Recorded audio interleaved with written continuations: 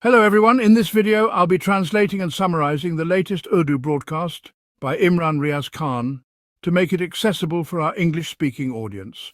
Let's go through the key developments and insights in Imran Riaz Khan's words. Before we discuss Pakistan Tehreek-e-Insaf's movement, Ishaq Dar has gone to America. He met Marco Rubio, and as he is the Foreign Minister of Pakistan, Marco Rubio is the Foreign Secretary of America. After their meeting, Marco Rubio issued a statement where he mentioned, "I met with the Pakistani Deputy Prime Minister, who is also the Foreign Minister. We had discussions on bilateral trade, economic collaboration and critical minerals." He went on to thank Pakistan for its role in regional stability and its efforts against terrorism. Now, the most important word in this statement is critical minerals sector. Look, America has an interest in Pakistan's natural resources. This is no secret. In the past, America has been interested in oil and other natural resources. Afghanistan, for example, is rich in lithium, and the United States is one of the world's largest economies, and it is also a powerful military force. No doubt, it exists as a superpower globally. The larger the country, the greater its needs. Recently, when the issue arose with Ukraine, Donald Trump said that they had given a lot of money to Ukraine, and in return Ukraine would have to give access to its resources. Similarly, the US expects that Pakistan will hand over its resources as they are necessary for America's interests, and the current Pakistani regime has nothing better to offer than natural resources. Pakistan is blessed with abundant natural resources by Allah. There is gas, coal, and rare earth minerals in Pakistan. These are extremely valuable resources. America is particularly interested in these minerals. In addition, Pakistan produces precious stones and other valuable materials. The future of energy lies in these resources, and Pakistan is sitting on a gold mine of critical minerals. Khyber Pakhtunkhwa, especially the tribal areas, and Balochistan are rich in these resources, yet these areas suffer from unrest. If you pay attention, you'll notice that unrest and instability only occur in areas where resources are found. These are the same areas where chaos happens, while areas with no resources remain peaceful. This might sound strange to you, but it's a fact. Where minerals are found, instability follows. When I was in Islamabad High Court for my Hajj case, a lawyer told me something surprising. He showed me some stones and minerals, saying, "These are our enemies. These are the minerals found in our area. The government wants to take control of these resources, but we don't receive anything from them. They want us to leave our area so that these resources can be extracted and sent abroad." Look at Balochistan, where every vehicle passing through the area gets attacked, but trucks carrying gold, copper and other precious metals don't get attacked. Have you ever heard of smuggled oil tankers from Iran being attacked? Why are these vehicles not stopped? The answer is simple. If large trucks carrying resources are moving freely, then it's clear that their transportation is being facilitated and no one stops them. But when small terrorists try to cross borders, they are stopped. These questions were raised by barrister Umair Niazi, and the truth is hard to digest. Now, after Ishaq Dar's meeting with Marco Rubio, he did something rather strange. He essentially justified the arrest of Afia Siddiqui. Afia Siddiqui is a Pakistani woman who has been sentenced to 86 years in prison in the United States. The Pakistani government has repeatedly called for her release, saying that the treatment of Afia Siddiqui is unjust. But Ishaq Dar, in his interview, defended her arrest and tried to justify the arrest of Imran Khan as well. Dar is trying to please his American masters. He justified the arrest of both Afia Siddiqui and Imran Khan, even though both cases are deeply controversial. In America, after the 9/11 attacks, the US military killed thousands of people in Afghanistan and Iraq. Many innocent people were taken into custody and tortured in American prisons. One such person is Afia Siddiqui, who was accused of attempting to kill US soldiers in Afghanistan. She was given an 86-year sentence, although no one was harmed in the attack. Afia Siddiqui's arrest is widely regarded as unjust, but here is Ishaq Dar justifying it. This is the same woman who was tortured in US prisons, and the Pakistani government has repeatedly asked for her release. Yet, Ishaq Dar is defending this unjust act in front of an American audience. In Pakistan, people are asking, why are you justifying the arrest of Afia Siddiqui and Imran Khan, even when their cases are dubious? This has caused an uproar on social media in Pakistan. People are questioning the hypocrisy of the government. While Pakistani leaders are meeting with Afia's sister, Fawzia Siddiqui, to discuss her case, Ishaq Dar is defending her arrest.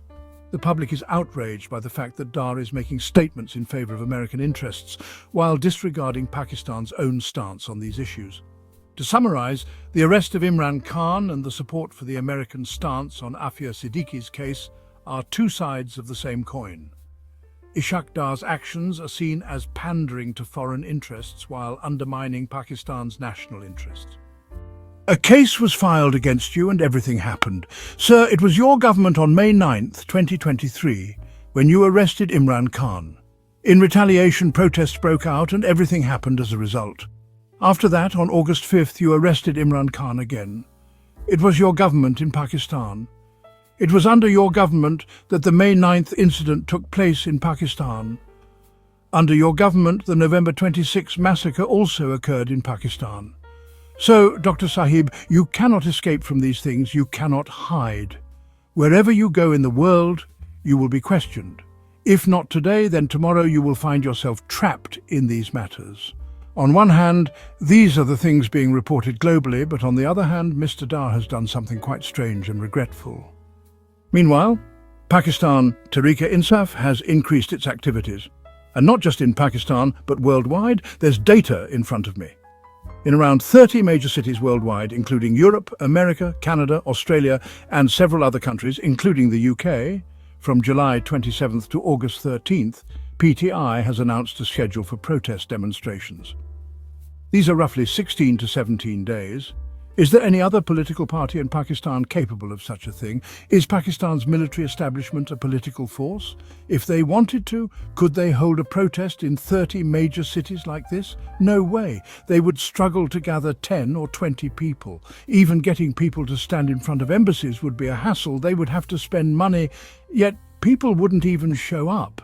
This is the state of the Pakistan military establishment. No other political party has the manpower. If they call for a protest, people will turn against them in huge numbers. So they have nothing to show for it. But PTI, with Imran Khan in jail and their social media announcing the protests, has scheduled demonstrations in 30 cities worldwide from July 27th to August 13th. Can Nawaz Sharif manage 5 cities for a protest around the world, leave alone 5? Can he even manage one protest in the country he resides in, the UK? He tried several times and managed to gather only a handful of people outside their homes. Even when he had thousands of resources at his disposal, he couldn't pull more than 100 people together. This is their reality. PTI, on the other hand, has planned their movement in such a way that after August 5th they will build more momentum. Imran Khan is now ready to play a test match with the establishment, something much longer than the short, fast-paced T20 or ODI matches they were playing before. Imran Khan recently made a tweet targeting General Asim Munir and openly said things about the country's field marshal that no leader has dared to say before. He directly blamed him, stating that the law of the land is now in the hands of this man, who is doing whatever he pleases, with corruption and malpractices. What we are now understanding is that Imran Khan isn't in a rush. He's preparing for a long test match with the Pakistan establishment.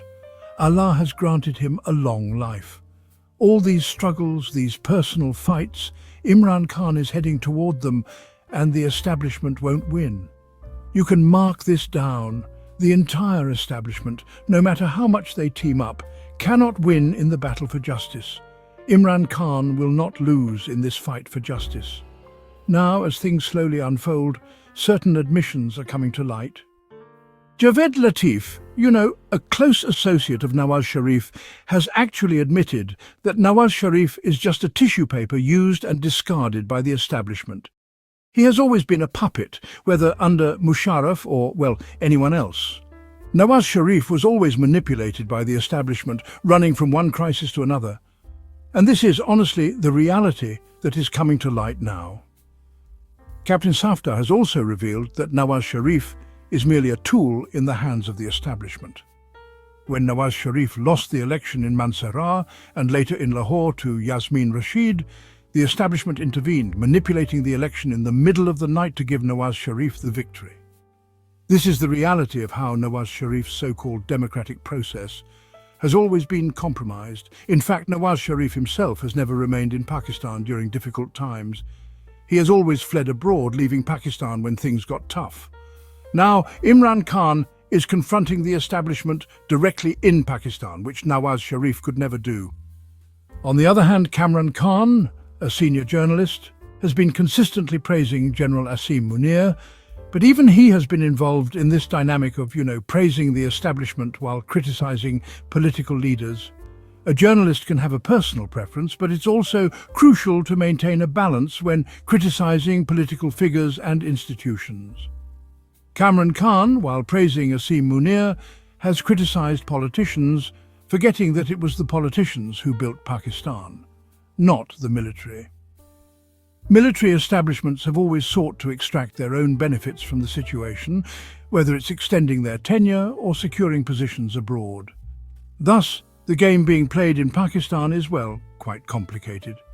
Kamran Khan, while supporting the military establishment's role, also needs to consider how he portrays politicians. For all his praise of Asim Munir, there's a bigger picture of how politicians have played a role in building the country, even with the military establishment benefiting from it. As for Imran Khan, despite being in jail, PTI continues its movement, and the political game in Pakistan seems far from over. The struggle for power is now clear. Imran Khan isn't going anywhere, and the establishment can't shake him off that easily. Lastly, regarding Gaza, the situation there is deeply saddening, and it's something we should all raise our voices about as humanity to stop the massacre and bloodshed. That wraps up our translation of Imran Riaz Khan's video. I hope this English version helped you understand his message better. Please like, share and subscribe to Awami Lens to help our community grow. Don't forget to leave a comment below and let me know what you thought of this effort.